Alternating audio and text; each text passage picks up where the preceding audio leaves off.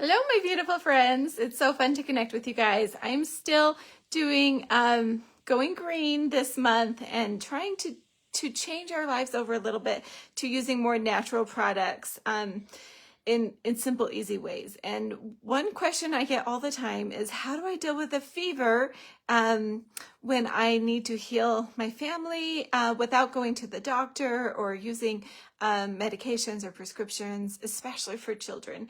And it's so interesting how life happens, because I have been actually doing a lot of things on my children this last week, which is why I'm a little late being here. Fevers are so unique to the body and so helpful if we use them in the right way. They can also be dangerous. So you have to know and be confident in how to heal a fever naturally in the right way. So I just want to kind of share that with you and how to do it.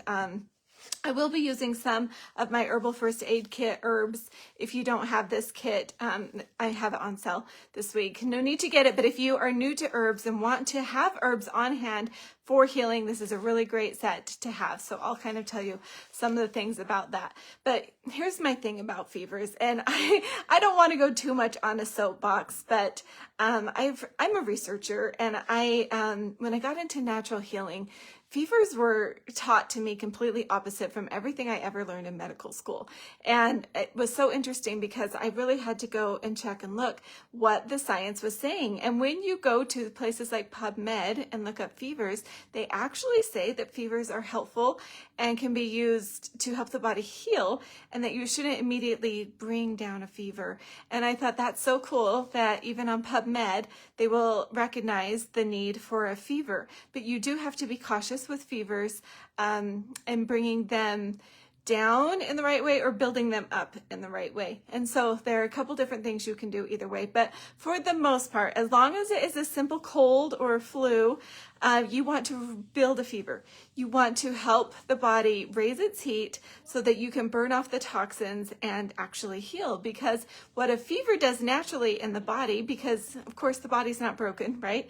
It wants to do what will help heal it the most, is to raise the temperature of the body so it can kill off the bacteria and bugs in it. And one thing that I really learned that a fever does is it helps to kind of clean out the garbage. Like if you have a huge garbage pile, the easiest way to get rid of it sometimes can be to burn it, right? And that's kind of what a fever does. It burns off all of these toxins.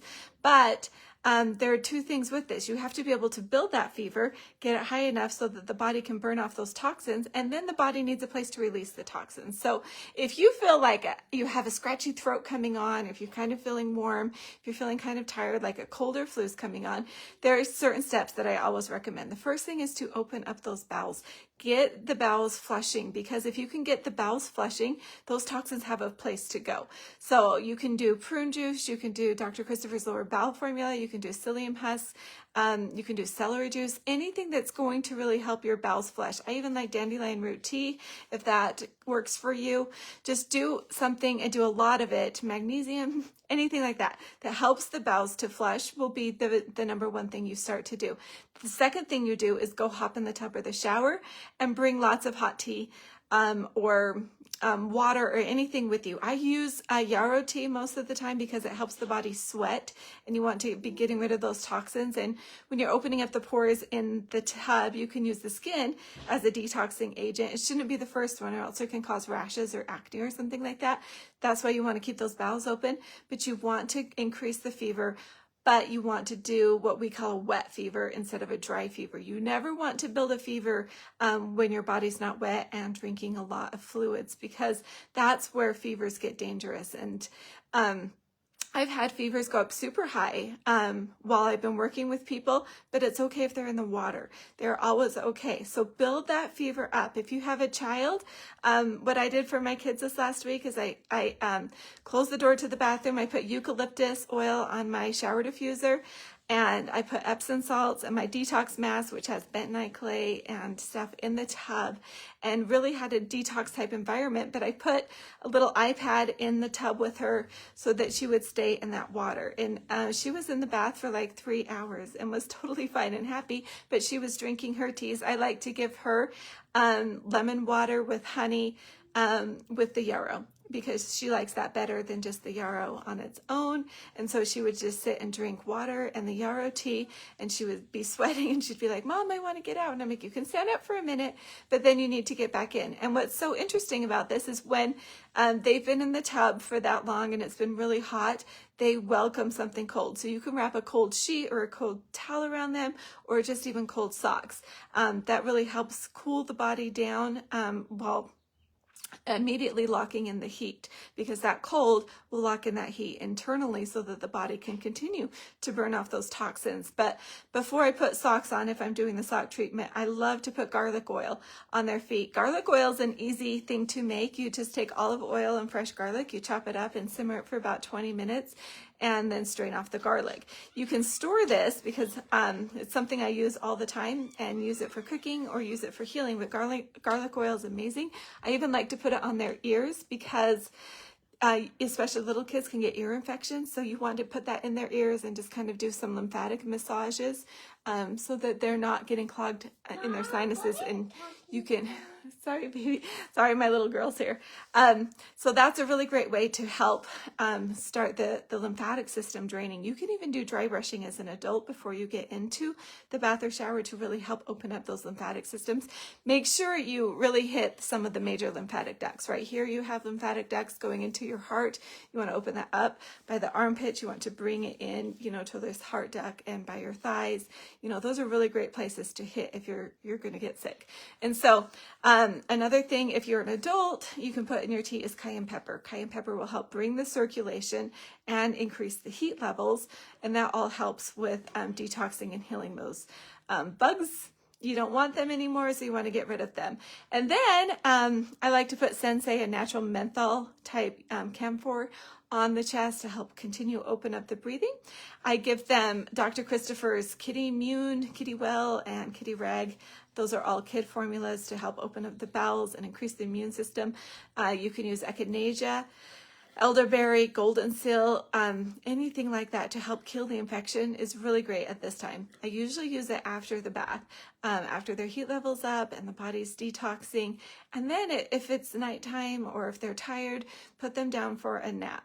Let them sleep. And don't ever wake a healing person when they're sleeping. You don't want to be administering herbs while they're resting because they need that sleep.